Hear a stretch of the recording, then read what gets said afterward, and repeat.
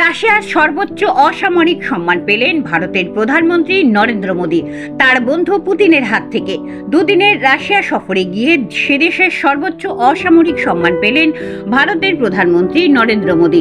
রাশিয়ার president Vladimir পুতিনের হাত থেকে সে দেশের সর্বোচ্চ অসামরিক সম্মান Order of Saint Andrew the Apostle সম্মান পান ভারতের প্রধানমন্ত্রী নরেন্দ্র মোদী।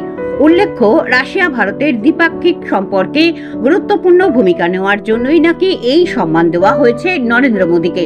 এই সম্মানে ভূষিত করার জন্য প্রেসিডেন্ট পুতিনকে ধন্যবাদ জানান তিনি বলেন, এটা 140 কোটি ভারতীয় সম্মান, ভারত ও রাশিয়ার মধ্যে বহু পুরনো বন্ধুত্বের প্রতিফলন।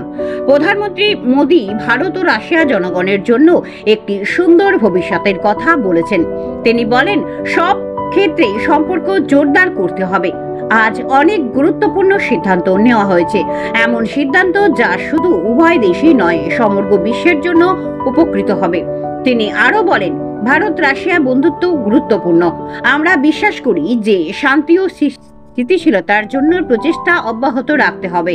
এই লক্ষ্যে আমরা নিরন্তর কাজ করব। পুতিনের উদ্দেশ্যে মোদী আরো বলেন, দুই দেশের মধ্যে যে কৌশলগত সম্পর্কের ভিত্তি স্থাপন করেছিলেন তা সময়ের সঙ্গে সঙ্গে আরও মজবুত হয়েছে।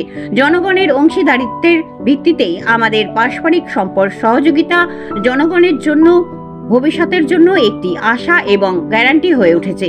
এই সময়ে ভারতে ও রাশিয়ার মধ্যে পার্টনারশিপ আরও গুরুত্বপূর্ণ হয়ে উঠেছে। আমরা আগামী দিনেও এই দিক দিয়ে একসঙ্গে কাজ করে যাব। ব্যুরো রিপোর্ট, আমার বাংলা নিউজ।